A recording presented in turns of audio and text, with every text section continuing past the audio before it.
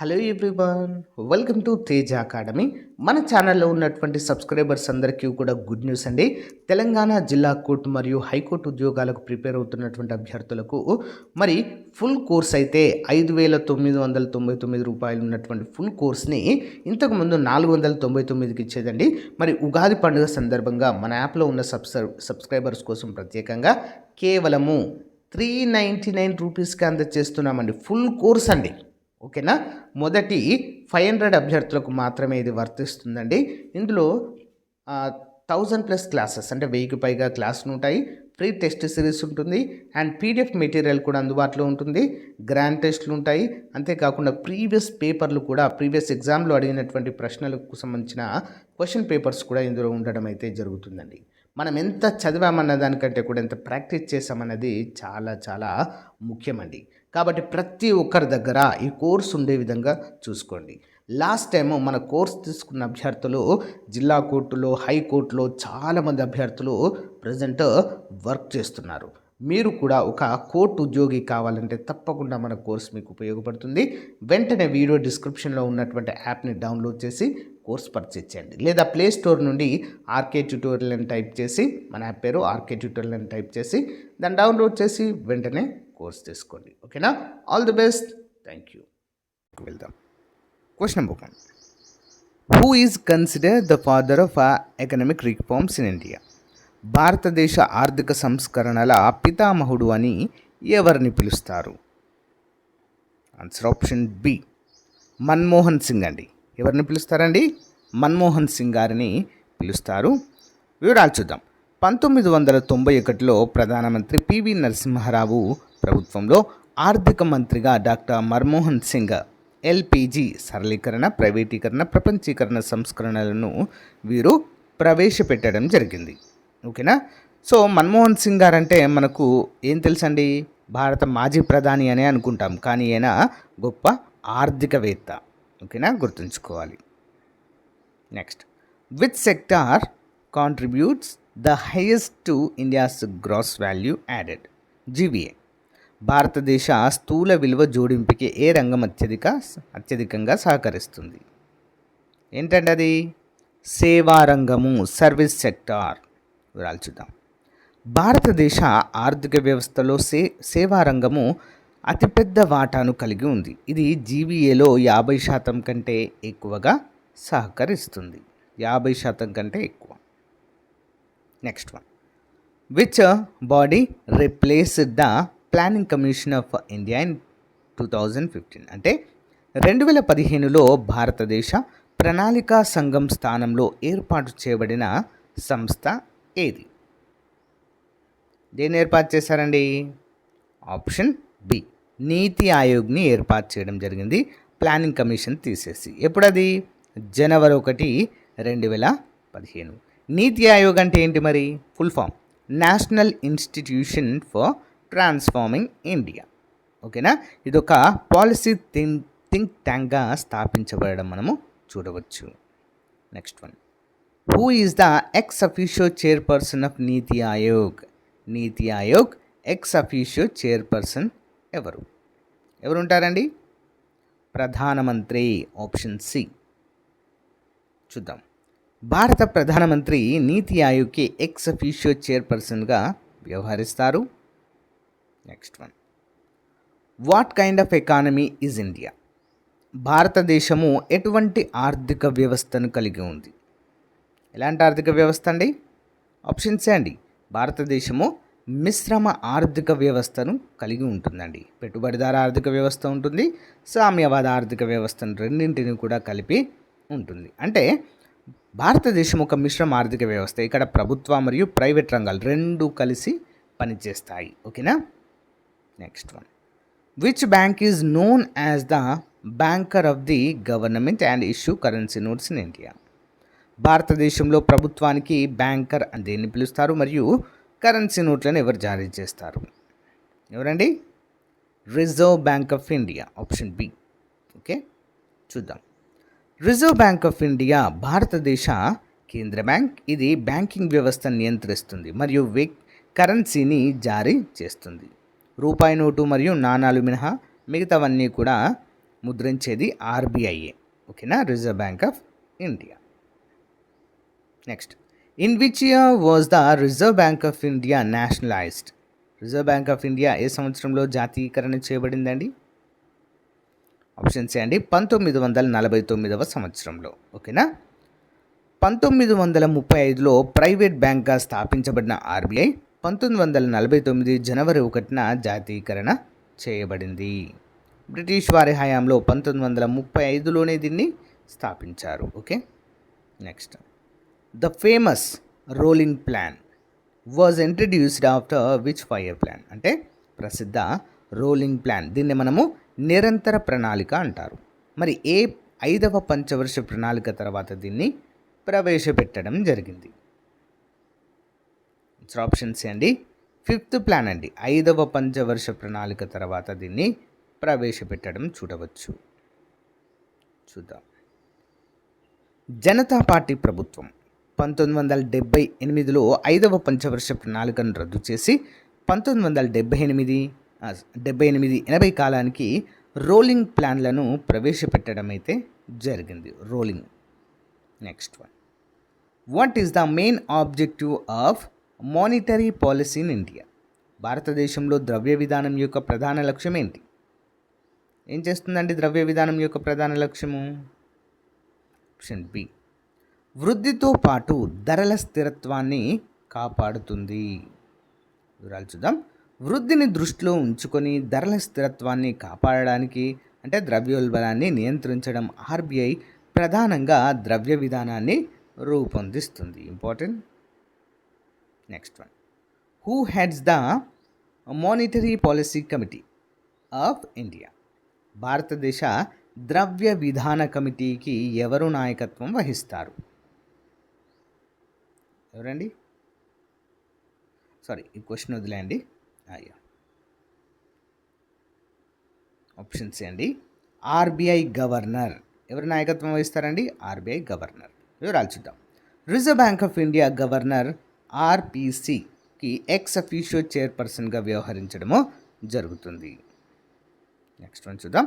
The green revolution in India was primarily aimed at increasing the production of, అంటే భారతదేశంలో హరిత విప్లవం ప్రాథమికంగా దేని ఉత్పత్తిని పెంచడానికి ఉద్దేశించబడింది? దేని ఉత్పత్తి పెంచడానికండి? ఆప్షన్ బి అండి, ఆహార ధాన్యాలు, గోధుమలు అండ్ వరి. ఇంపార్టెంట్. వివరాలు చూద్దాము. 1960ల చివరలో ప్రారంభమైన ఈ విప్లవం ఆహార ధాన్యాల ఉత్పత్తిని, ముఖ్యంగా గోధుమలు మరియు వరి ఉత్పత్తిని పెంచడానికి అధిక దిగుబడినిచ్చే విత్తనాలపై దృష్టి పెట్టిందండి. అధిక ఉత్పత్తినిచ్చేటువంటి, అంటే దిగుబడినిచ్చేటువంటి విత్తనాలపై దృష్టి పెట్టింది. Next one, who is known as the father of the green revolution in India? భారతదేశ హరిత విప్లవ పితామహుడు అని ఎవరిని పిలుస్తారు? ఎవరినండి? Option A, MS Swaminathan. MS Swaminathan ఇటీవల మరణించారండి. డాక్టర్ ఎంఎస్ స్వామినాథన్ భారతదేశంలో హరిత విప్లవానికి నాయకత్వం వహించారు.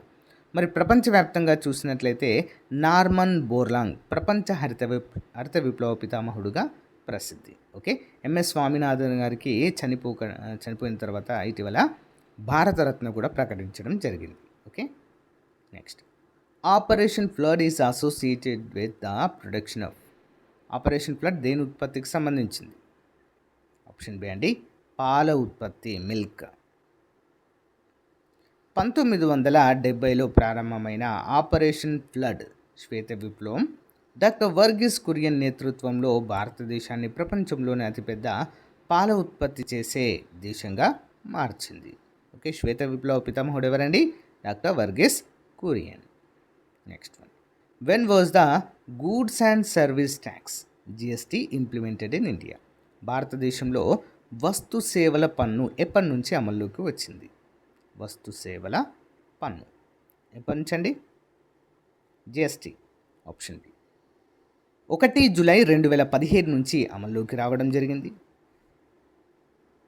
చూద్దాం వివరాలు. జిఎస్టీ అనే సమగ్ర పరోక్ష పన్నుల విధానం 2017 జూలై 1 నుంచి దేశవ్యాప్తంగా అమల్లోకి వచ్చింది. Next one, which article of the Indian constitution provides for the setting up of A finance commission. ఆర్థిక సంఘం ఏర్పాటుకు భారత రాజ్యాంగంలోని ఏ నిబంధన అవకాశం కల్పిస్తుంది? ఆన్సర్ ఆప్షన్ బి అండి, ఆర్టికల్ 280. చూద్దాం. ఆర్టికల్ 280 ప్రకారము కేంద్ర రాష్ట్రాల మధ్య పన్నుల పంపిణీని సిఫారసు చేయడానికి రాష్ట్రపతి ప్రతి 5 ఏళ్లకు ఒకసారి ఆర్థిక సంఘాన్ని ఏర్పాటు చేయాలి. Next one, what is the tenure of the finance commission in India? భారతదేశంలో ఆర్థిక సంఘం యొక్క పదవి కాలము ఎంత అండి? ఆప్షన్ బి 5 సంవత్సరాలు ఉంటుంది. ఓకేనా? ఆర్థిక సంఘం 5 సంవత్సరాల కాలానికి నియమించబడుతుంది. Next one, what denotes the total borrowing requirements of the government of India? భారత ప్రభుత్వం యొక్క మొత్తం అప్పుల అవసరాలను సూచించేది ఏది? ఏంటండి? ఆప్షన్ బి కోశ లోటు అంటారండి, ఫిజికల్ డిఫిసిట్. ఓకే, చూద్దాం. కోశ లోటు అనేది ప్రభుత్వం యొక్క మొత్తం వ్యయానికి మరియు అప్పులు మినహాయించిన మొత్తం ఆదాయానికి మధ్య ఉన్న వ్యత్యాసం. ఇది ప్రభుత్వ అప్పుల అవసరాలను చూపుతుంది. Next one, in India inflation is primarily measured by which index? భారతదేశంలో ద్రవ్యోల్బణాన్ని ప్రధానంగా ఏ సూచి ద్వారా కొలుస్తారు? ఏం సూచండి? ఆప్షన్ బి అండి, కన్జ్యూమర్ ప్రైస్ ఇండెక్స్, అంటే వినియోగదారుల ధరల సూచి ఆధారంగా కొలుస్తారు. చూద్దాం. ఆర్బీఐ తన ద్రవ్య విధాన నిర్ణయాల కోసం ద్రవ్యోల్బణాన్ని కొలవడానికి వినియోగదారుల ధరల సూచిని ప్రధాన కొలమానంగా ఉపయోగిస్తుంది. Next one, which apex institution manages rural and agricultural credit in India? భారతదేశంలో గ్రామీణ మరియు వ్యవసాయ పరపతిని పర్యవేక్షించే అత్యున్నత సంస్థ ఏది? ఆప్షన్ సి అండి, నాబార్డ్. ఓకే, నాబార్డ్. వ్యవసాయం మరియు గ్రామీణాభివృద్ధిని ప్రోత్సహించడానికి 1982లో నాబార్డ్ స్థాపించబడింది. Next, which entity science the 1 rupee note in India? భారతదేశంలో రూపాయి నోటుపై ఎవరి సంతకము ఉంటుంది? ఎవరిదండి? ఆప్షన్ సి, ఆర్థిక మంత్రి. ఓకే, చూద్దాం. ఆర్థిక మంత్రిత్వ శాఖ కార్యదర్శి ఉంటుందండి, ఓకే. ఆర్బీఐ గవర్నర్ సంతకం ఉండే ఇతర కరెన్సీ నోట్లలా కాకుండా రూపాయి నోట్లను ఆర్థిక మంత్రిత్వ శాఖ జారీ చేస్తుంది, మరియు దానిపై ఆర్థిక కార్యదర్శి సంతకం అనేది ఉంటుందండి. Okay, next one, human development index is published by which international organisation? మానవాభివృద్ధి సూచికని ఏ అంతర్జాతీయ సంస్థ ప్రచురిస్తుంది? ఎవరండి? Option C, UNDP, United Nations Development Programme. చూద్దాం. ఐక్యరాజ్య సమితి అభివృద్ధి కార్యక్రమం ప్రతి సంవత్సరం మానవాభివృద్ధి సూచికను నివేదిక రూపంలో రూపొందించి ప్రచురిస్తుంది. Next one, how many banks were nationalised in the first wave of bank nationalisation in 1969? అంటే 1969లో జరిగిన మొదటి విడత బ్యాంకుల జాతీయకరణలో ఎన్ని బ్యాంకులను జాతీయకరించారు? Option B 14. 1969 జూలైలో ఇందిరాగాంధీ ప్రభుత్వం 50 కోట్ల కంటే ఎక్కువ డిపాజిట్లు ఉన్న 14 పెద్ద వాణిజ్య బ్యాంకులను జాతీయకరించింది. Next one, disinvestment in public sector enterprise means? అంటే ప్రభుత్వ రంగ సంస్థల్లో పెట్టుబడుల ఉపసంహరణ అనగా ఏమిటి?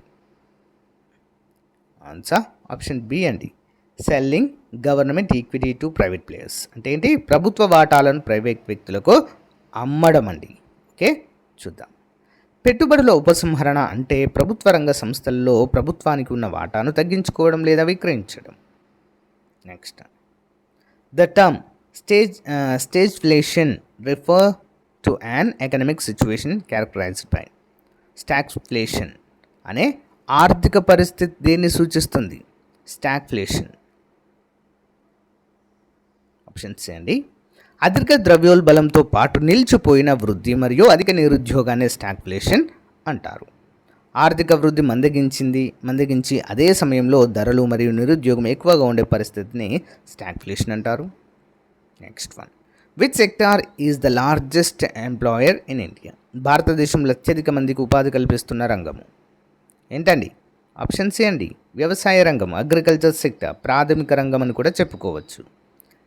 నెక్స్ట్, జీడిపిలో దీని వాట తగ్గినప్పటికీ వ్యవసాయ రంగం ఇప్పటికీ భారతదేశ శ్రామిక శక్తుల్లో అత్యధికులకు అంటే దాదాపు 45% ఉపాధిని కల్పిస్తుందండి.